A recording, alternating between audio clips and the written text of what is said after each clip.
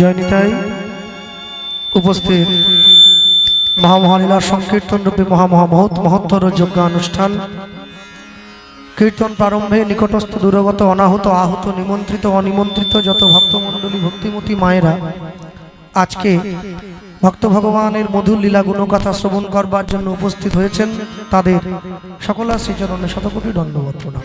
নিতাই গৌর প্রেমানন্দ হরি বল হরি বল। অনন্ত অনন্ত কোটি বিশ্ব ব্রহ্মাণ্ডের যত নিষ্ঠাবান বৈষ্ণব, নিষ্ঠাবান ব্রাহ্মণ, নিষ্ঠাবান ভক্ত ভক্তিমতী মায়েদের চরণে শতকোটি দণ্ডবত প্রণাম। সারা বিশ্বের যত মহামানব যারা সাকারে নিরাকারে আমাদের মাঝে ইতিউতি অবস্থান করছেন, সকল মহামানববর্গের শ্রীচরণে শতকোটি দণ্ডবত প্রণাম। মানুষকে সম্মান দিলে সেই সম্মান ঈশ্বরে মেলে, সর্বশাস্ত্রে তাহার প্রমাণ পাই। কবিচণ্ডী দাস তিনি উচ্চকণ্ঠে বলেছেন, তিনি সবার উপরে মানুষ সত্য দেখো তাহার উপরে নাই। জয় নিতাই গৌর হরি বল। এখন যারা নিজেদের মধ্যে কথাবার্তা বলছেন দয়া করে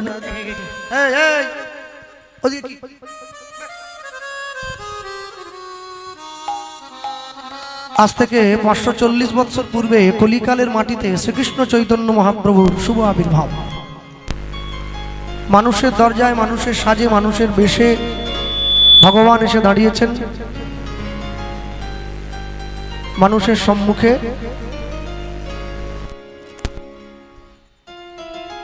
জীব নিত্য কৃষ্ণ দাস ইহা ভুলি গেল, মায়া পিশাচি জীবের গলেতে বান্ধিল।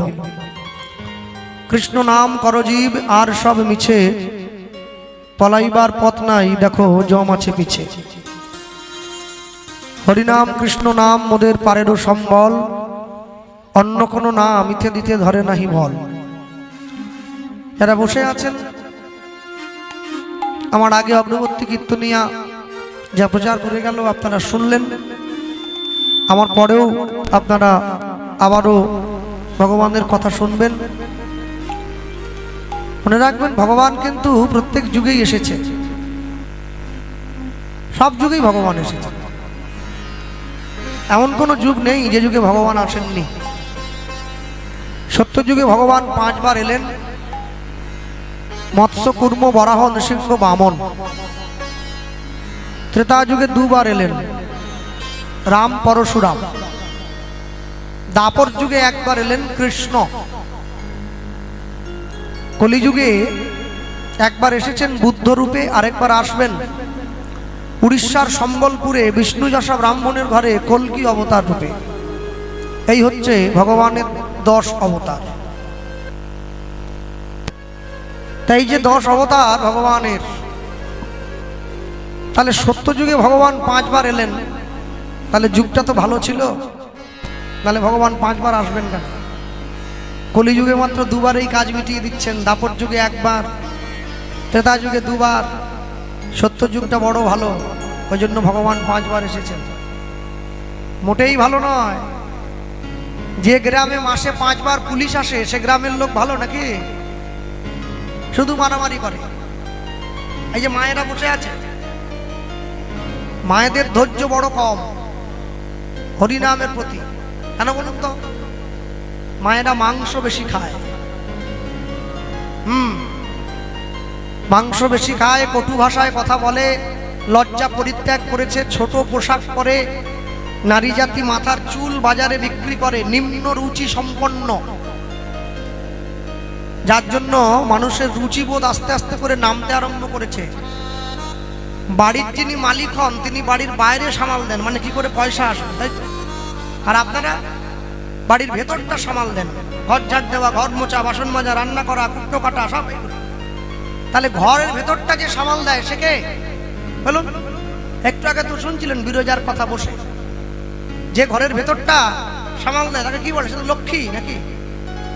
ঘরের ভেতর লক্ষ্মী সামাল দেয়। বৃন্দাবনের কথা শুনলেন না? লালাবাবুর কথা শুনলেন? লালাবাবু জগৎ শেঠ 2 বন্ধু। তো জগৎ শেঠের ঘরে মা লক্ষ্মী এসেছিলেন। জগৎ শেঠের মা তো লক্ষ্মী পুজো করতেন। তা যিনি লক্ষ্মী পুজো করছেন তিনিও তো মা, আর যাকে ডাকছেন তিনিও মা। শুধু এ রক্ত মাংসের দেহের মা, আর ওটা সৎচিত আনন্দের দেহরূপী মা, মা লক্ষ্মী। তাহলে মা লক্ষ্মী এসেছে কার ঘরে? জগৎ শেঠের মায়ের আহ্বানে এসেছে মা। কিন্তু জগৎ শেঠের মা জানে মা লক্ষ্মী কারো ঘরে সারা জীবন জন্য বাঁধা থাকে না, যার জন্য লক্ষ্মীর এক নাম চঞ্চলা। আজকে আপনার কাছে আছে, কালকে আমার কাছে থাকবে, পরশু আপনার কাছে যাবে। তাহলে মা চিন্তা করলেন আমার ছেলের সংসারের দুঃখ যদি মোচন করতে হয় লক্ষ্মীকে বাঁধতে হবে, কারণ লক্ষ্মী যদি বাঁধা থাকে আমার ছেলে আর বৌমা সকাল 9টায় ঘুম থেকে উঠুক আর সকাল 11টায় ঘুম থেকে উঠুক, লক্ষ্মী বাঁধা। তা লক্ষ্মীকে বাঁধতে গেলে কি করতে হবে? এমন একটা বুদ্ধি করতে হবে যে বুদ্ধিতে লক্ষ্মী বাঁধা থাকবে। আর এই চিন্তা করে মা কি করলেন, মা লক্ষ্মীকে আহ্বান করলেন। তো মা এসেছেন, মাকে বসিয়ে পুজো করেছেন। জগৎ শেঠের মা পুজো করে মাকে ভালো মন্দ নাড়ু মুড়কি মোয়া করে দিয়েছেন। এইবার দেওয়ার পরে মাকে বলছে, যখন মা লক্ষ্মী বলছে কি গো তুমি তো সব দিলে, একটু জল দাও, আমি নাড়ু খাওয়ার পরে জল খাবো না। ইচ্ছে করেই ফাঁকা গ্লাসটা দিয়েছি। বলে মা এই যে গ্লাসটা রাখলাম, আরে শুধু গ্লাস দিলে হবে, জল দাও। বলে আমার ঘরে জলের কলসিটা একদম জল নেই, ফুরিয়ে গেছে, তুমি একটু অপেক্ষা করো মা, আমি যমুনার থেকে এক্ষুনি ছুটে গিয়ে জল নিয়ে আসছি। তা ফাঁকা কলসিটা নিয়ে যমুনায় গেছে, মনে মনে চিন্তা করছে। ওই কিছুটা এগিয়ে গিয়ে আবার ঘুরে এসছে। মা লক্ষ্মীকে বলছে শোনো, আমি যতক্ষণ ফিরে না আসবো তুমি কিন্তু কোথাও যাবে না, আমায় কথা দাও। যেই বলেছে সঙ্গে সঙ্গে মা বলছে সে তো স্বাভাবিক কথা, কথা দেওয়ার কি আছে, আমি তোমাকে এমনি কথা দিলাম, তুমি না আসা পর্যন্ত আমি যাব না। কথা দিয়েছে, বসে আছে। জগৎ শেঠের মা যমুনায় গেল জল আনতে, আর জলটা আনতে গিয়ে কলসিটা যমুনার পাড়ে রেখে যমুনায় ঝাঁপ দিয়ে আত্মহত্যা করল। আর এই যে যমুনায় ঝাঁপ দিয়ে আত্মহত্যা করেছে, ওই যে মা কথা দিয়েছে যতক্ষণ তুমি ফিরে না আসো আমি কিন্তু যাব না, সেই যে বসে রয়েছে আজও পর্যন্ত জগৎ শেঠের ঘরে লক্ষ্মী বাঁধা আছে। ওই যে বৃন্দাবনে সোনার তাল গাছ, তাল গাছ সোনার নয়, তাল গাছটা এমনি, এত টাকা সোনার খাপি করে তাল গাছের উপরে পরিয়ে দিয়েছে। হ্যাঁ, তার মেন যে প্রধান দরজা তার উপরে সোনার কলসি সব বসানো আছে, 5টা 5টা করে। কিছু ইংরেজরা চুরি করে নিয়ে পালিয়েছে, কিছু এখনো আছে। তাই লক্ষ্মী না থাকলে এত অর্থ সম্পদের প্রাচুর্য হয় নাকি? ঠিক মনে রাখবেন, যারা বসে আছেন এই জায়গায় আজকে প্রত্যেকে ভগবানের কথা শুনছেন বসে, ঠিক তেমনি সংসারে উন্নতি বাড়াবার জন্য যেমন মা লক্ষ্মীকে খুশি করতে হয়, ঠিক তেমনি ভগবানের কথা হৃদয়ে ধারণ করতে গেলে সবার আগে ধৈর্যকে হৃদয়ের মাঝে একটু বসিয়ে নিতে হয়। আপনি তাড়াহুড়ো করে কোনোদিন পারবেন না। কেন বলুন তো? প্রণমোহ কলিযুগ সর্বযুগ সার, এক এক করে 3টে যুগ চলে গেছে। 3 নম্বর যুগের শেষে আমরা 4 নম্বর যুগে বাস করছি, কলিযুগ। তাহলে কলিযুগের মাটিকে প্রণাম করছেন বৈষ্ণব মহাজন। কেন প্রণাম করলেন? না, একটা কারণের জন্য প্রণাম করলাম। কারণটা কি না, হরিনাম সংকীর্তন যাহাতে প্রচার, শুধুমাত্র কলিযুগের মাটিতে হরিনামের প্রচার হয়েছে, এই জন্য কলিযুগকে প্রণাম করছি। ধন্য কলিযুগ, ধন্য অবতীর্ণ শ্রীচৈতন্য। কলিযুগের মানুষের সব থেকে বড় সার্থকতা কি জানেন? হ্যাঁ, কলিযুগের মানুষের সব থেকে বড় সার্থকতা দীঘায় জগন্নাথ মন্দির নয়। কলিযুগের মানুষের সব থেকে বড় সার্থকতা হলো একটা জিনিস চিন্তা করবেন, 2020 এবং 2021 সালে একটা ভীষণ রোগ এসেছিল আমাদের সকলের মাঝে, যার নাম ছিল করোনা। আমরা সকলে ঘরে বসে গিয়েছিলাম, আয় রোজগার সব বন্ধ হয়ে গিয়েছে। 2022 সালের মধ্যবর্তী সময় থেকে সরকার যারা চালায়, সরকারের উপর মহলের লোকজন তারা ঠিক করলো, সরকারের অফিসাররা ঠিক করেছে, এতদিন পর্যন্ত মানুষ তার নিজের দরকার মেটাবার জন্য সরকারের কাছে ছুটে এসেছে। যেহেতু পৃথিবীতে এত বড় রোগ এসেছে, এত বড় ব্যাধি এসেছে, তাই সরকারের মানুষজন তারা ঠিক করলো মানুষ আর সরকারের কাছে আসবে না, সরকার মানুষের কাছে যাবে। এই যে সরকার মানুষের কাছে যাবে, এই যে প্রকল্প, সকলে আপনারা জানেন দুয়ারে সরকার, একদম বাড়ি এসে গেছে। কি লাগবে ঘরে বসে দিয়ে দিচ্ছে, চাল চাই, সাইকেল চাই, টাকা চাই, গাড়ি চাই, মোবাইল চাই, সব। আজ থেকে 540 বছর আগে দুয়ারে ভগবান আমাদের জন্য নাম করছেন স্বয়ং মহাপ্রভু। এর থেকে বড় আনন্দের কি হতে পারে? এটা কলিযুগের জীবের সব থেকে বড় পাওনা। যারা যুবক ছেলে মেয়ে হয় তারা পড়াশুনো করে সরকারের কাছে গিয়ে লোন চায় যে আমাদের টাকা দিন, একটু ব্যবসা করবো, টাকাটা শোধ দিয়ে দেবো। এই যে লোন নিচ্ছি সরকারের কাছ থেকে, ব্যবসা করে সরকারকে লোন শোধ দেবো, এই যে টাকা ধার নিলাম, এটাকে বলা হয় বেকার ভাতা, তাই তো নাকি? আমি যখন প্রথম মাতৃগর্ভে এসেছি, আমি শুধু নয়, আমরা সকলে, ভগবান আমাদের জন্মের আগেই মাতৃস্তনে দুগ্ধ দিয়ে দিয়েছে, যেটা পৃথিবীর প্রথম বেকার ভাতা ছিল। তাহলে যে সরকার আপনাকে টাকা দিল, বিনিময়ে আপনাকে লোন শোধ দিতে হবে, উপরন্তু সুদের টাকাটাও ফেরত দিতে হবে। আপনি তার জন্য এত কিছু কষ্ট করলেন, না হলে আপনার ঘর বাড়ি সব বাজেয়াপ্ত করে নেবে। তাহলে যে বিশ্ব ব্রহ্মাণ্ডের সরকার চালায়, সে যে আপনি আমি জন্ম হওয়ার আগে মাতৃস্তনে পৃথিবীর প্রথম বেকার ভাতা দিয়ে রেখে দিয়েছে, মাতৃস্তনে দুগ্ধ দিয়েছে, তার জন্য আমরা কি করলাম? তার জন্য কিন্তু কিছুই করিনি। বৈষ্ণব মহাজন লিখছেন, কলিযুগের সার্থকতা কোথায়? তাকিয়ে দেখুন, দূরমতি অতি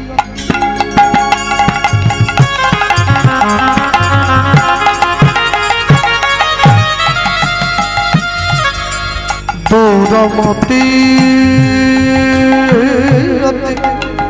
উলুধ্বনি নিতাই গৌর হরিব।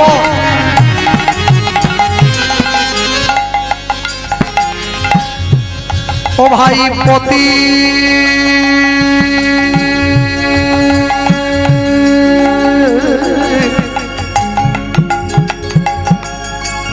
পতি দেখো পতি তো পাষণ্ডী ওই না দূরমতি মতি।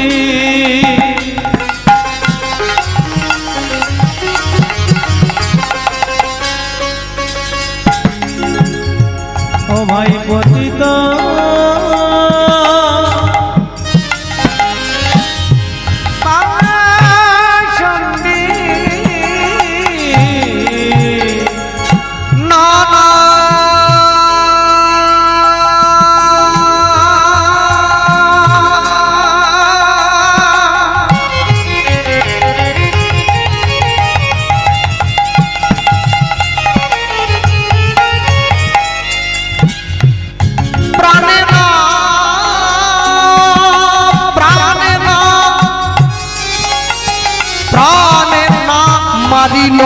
কারে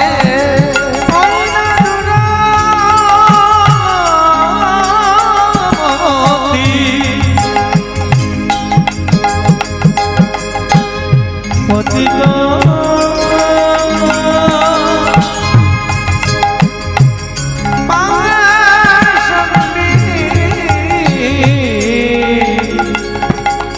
প্রাণে না মারিল, প্রাণে না মারিল, প্রাণে না মারিল আরে।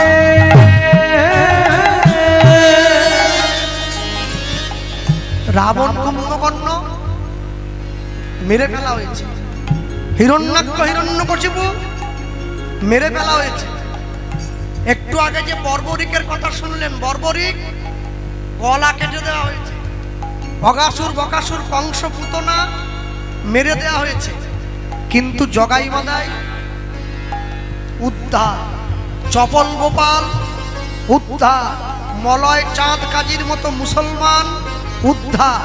মেরে ফেলা উদ্ধার কি এক নাকি? হরি নাম দিয়া, হরি নাম দিয়া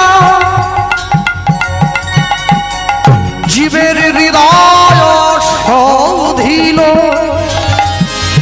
যাচিয়া সবার ঘরে ঘরে।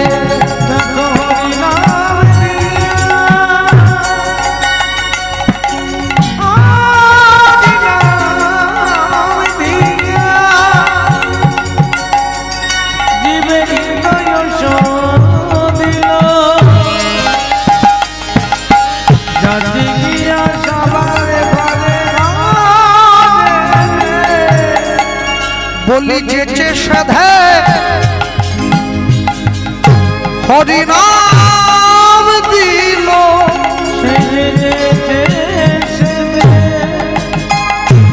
হরি নাম দিল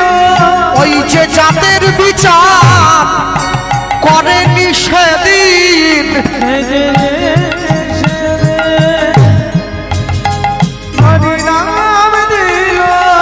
ওই যে হিন্দু মুসলমান মানেনি সেদিন।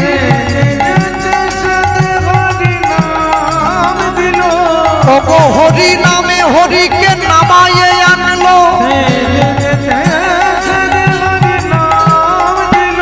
ওই যে জীবের হাতে ধরিল আর পায়ে পড়িল। ও যে না চাহিতে প্রেম বিলাইয়ে দিল। ও যে আমার আমার গৌর হরি হৃদয় গৌর হরি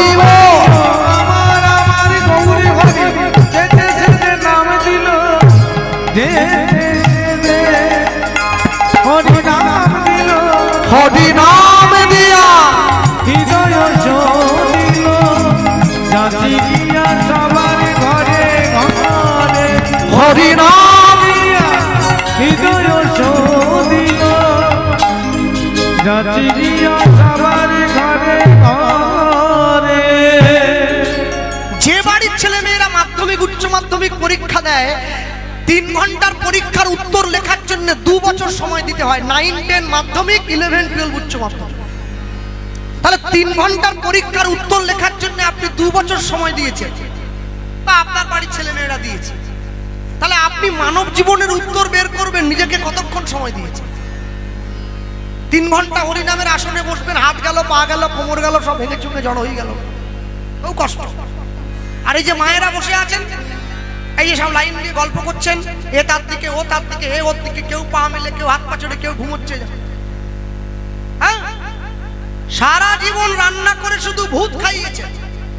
ছেলে মেয়ে স্ত্রী পুত্র পরিবার স্বামী শ্বশুর ভাসুর অসুর আসামি সব সারা জীবন রান্না করে শুধু ভূত খাওয়ালেন। মনে রাখবেন যেদিনকে আপনার হাতের রান্না গোবিন্দ সেবায় লাগবে, মহাপ্রভুর সেবায় লাগবে, সেদিন আপনার রান্না শেখা সফল হয়েছে, তার আগে পর্যন্ত হয় নাই। ভগবানের জন্য সবাই রান্না করতে পারবে না, নিজের জন্য রান্না করতে পারে সবাই। আজকে তো ওই কমিটির ভাইকে আমি জিজ্ঞাসা করছি যে হ্যাঁ ভাই তোমাদের কত লোকের খাওয়ার ব্যবস্থা আছে? বলে 2000।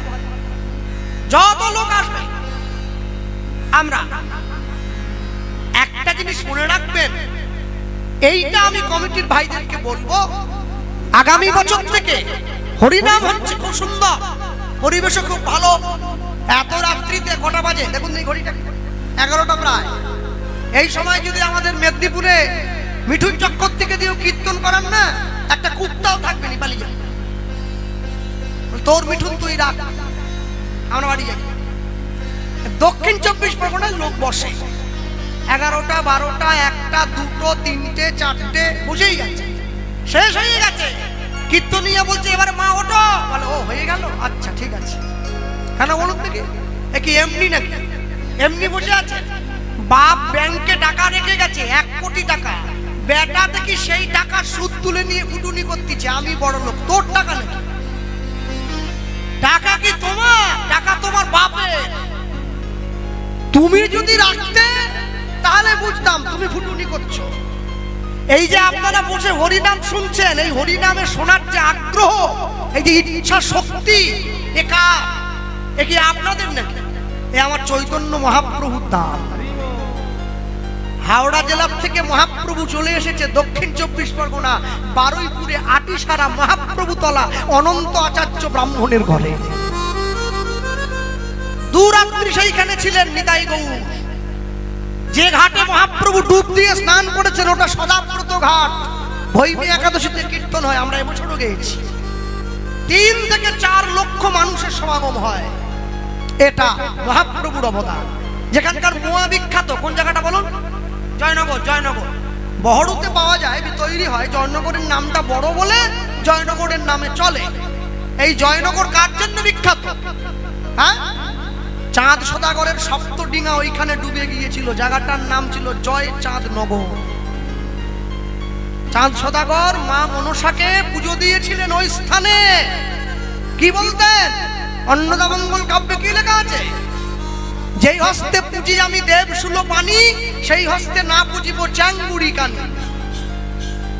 মা বলেছিল তুই যদি একবার আমাকে পুজো দিস, আমি সারা জীবন মানুষের কল্যাণ করব। শোনো মা, আমি দেবাদিদেব মহাদেবের পুজো করি, তোমার পুজো করব না। আর যদি পুজো করতে হয়, আমি বাঁ হাতে করে একটু পিছন ফিরে তোমার দিকে ফুলটা ছুঁড়ে দেবো, তুমি রাজি? দেখবেন মনসা পূজার শেষে ঠাকুর মশাই পিছন ফিরে একটা ফুল ছুঁড়ে দেয়, ওটাই কিন্তু পুজোর সার্থকতা। মা বলেছিল তুই যদি ওটা করিস আমি তাতেই খুশি।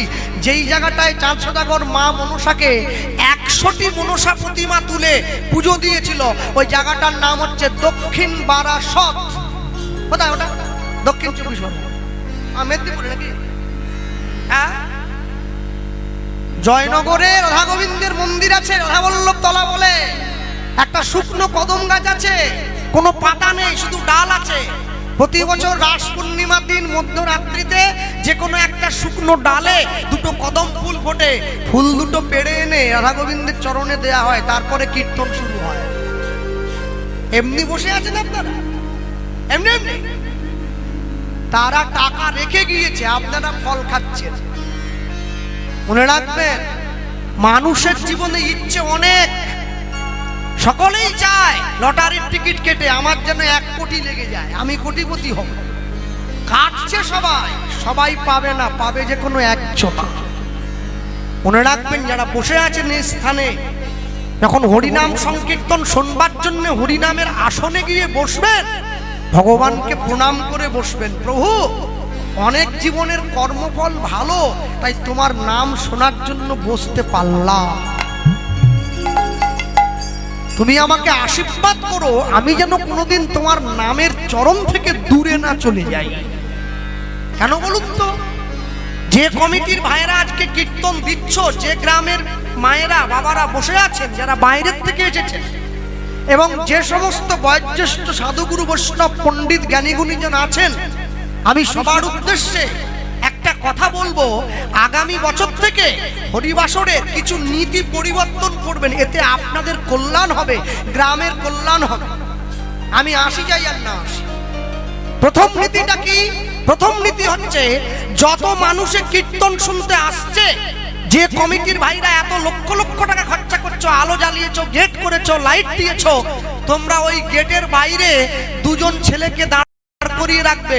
তারা হাতে হাতে, প্রত্যেক যত ভক্ত আসবে সবার হাতে একটা করে পলি ব্যাগ দিয়ে দেবে, যাকে ক্যারি ব্যাগ বলেন আপনারা।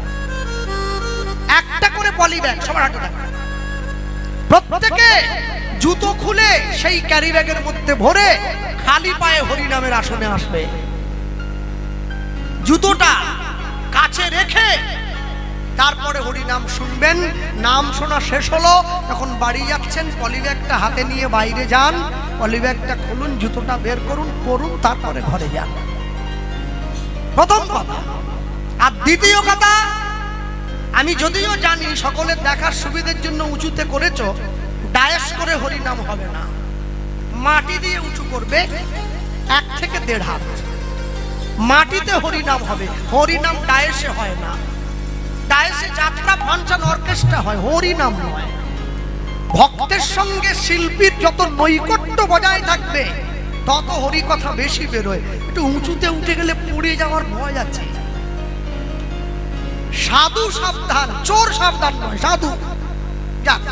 3, এই যে এত ভক্তের জন্য খাওয়ার ব্যবস্থা হয়েছে, সকলের জন্য সেবার ব্যবস্থা হয়েছে, আমি অনুরোধ করব আগামী বছর থেকে তোমরা যা রান্না করবে সেটা যেন ভগবানকে ভোগ লাগানো হয়।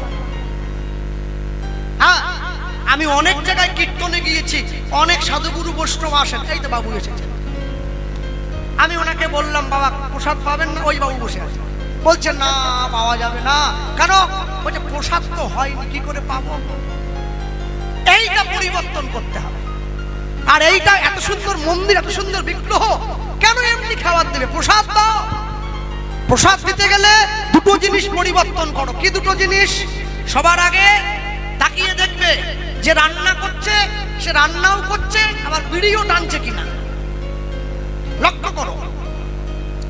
ভগবানের প্রসাদ হবে না তো, অতএব একটু ভক্ত দিয়ে রান্না করা। আর 2, যেখান থেকে ডেকোরেটরের মালপত্রগুলো নিয়ে আসছো, খোঁজ নাও, এলাকায় অনেক আছে নিরামিষ ডেকোরেটর, তারা শুধু মহোৎসবেই ভাড়া দেয়। সেখান থেকে আনো, বাবুদের দিয়ে রান্না করাও, সকল মানুষের থালায় প্রসাদ দাও।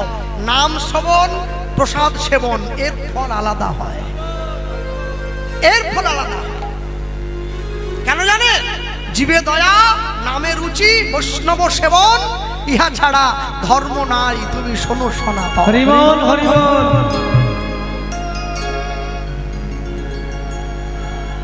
নিতাই গৌর প্রেমানন্দে হরি বল, হরি বল, হরি বল।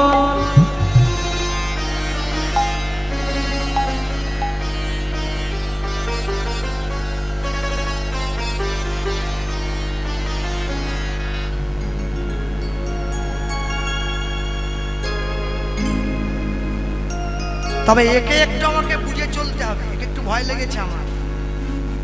কেন বলুন দেখি? আমি আসরে আসবো, জামাটা পরছি, দেখি পুলিশ এসে গেছে, একবারে আমার কাছে চলে গেছে। আমাকে বললো থানার সঙ্গে আমার খুব খাতির। আমি রে এই রে, আমাকে আবার ধরিয়ে দিবেনি তো? স্যার দেখি ঢুকে বলছে ভালো আছেন তো? তখন বুঝলাম ভাড়া কেটে গেছে। পুলিশ ভালো আছে বলছে। হ্যাঁ, পুলিশ আর ডাক্তারকে আমার খুব ভয়, বুঝলেন? ভগবান যখন রেগে যায় বলে ডাক্তারের কাছে যা, ডাক্তার যখন রেগে যায় বলে উপরে চলে যা। এ দুটো বড় ভয়, দুটো জায়গার থেকে সকলে সাবধানে থাকবেন। হ্যাঁ, ভক্তমণ্ডলী মায়েরা এইগুলো পরিবর্তন করবেন, দেখবেন হরিবাসরের শোভাটাই একদম পরিবর্তন হয়ে যায়। আর সবার শেষে গিয়ে বৈষ্ণব মহাজন কি লিখছেন? এতিন ভুবন আনন্দে ভরিল, উঠিল মঙ্গল ধ্বনি। ভুবন আনন্দে ভরিল, উঠিল মঙ্গল। এতিন ভুবন আনন্দে ভরিল, উঠিল মঙ্গল।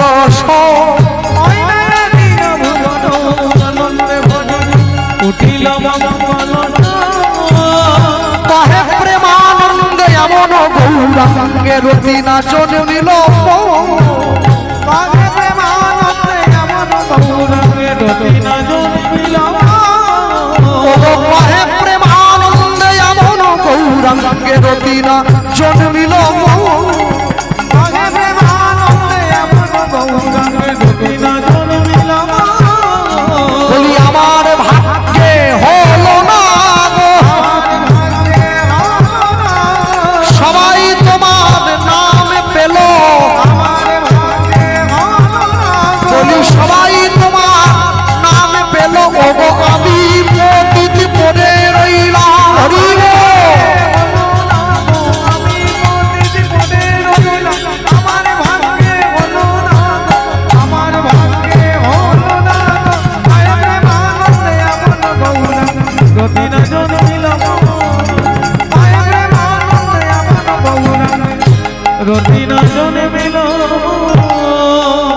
তিন ভুবন আনন্দে ভরিল, উঠিল মঙ্গল স্বর। মঙ্গল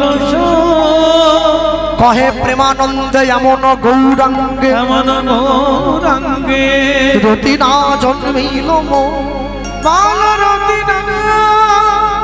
রতি না জন্মিল।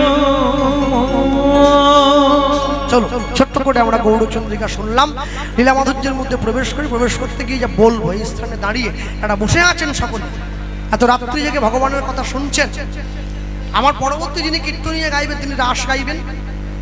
আর এই যে রাসলীলা করবেন, এই রাসলীলা করার পূর্ব মুহূর্তে, রাসলীলায় প্রবেশের পর গোবিন্দ কিন্তু শুধুমাত্র ব্রজগোপীকে সঙ্গে নিয়ে নেচে বেড়ান, আরেকটা কাজ করেছিলেন। কি? কামদেব বা মদনদেবের দর্পকে চূর্ণ করে দিয়েছিলেন। মদনদেব কি বলেছিল? এই জগতে যত মানুষ, যত দেবতা আছে, সবাইকে আমি নিজের বশে করেছি বলে আমার নাম মদন।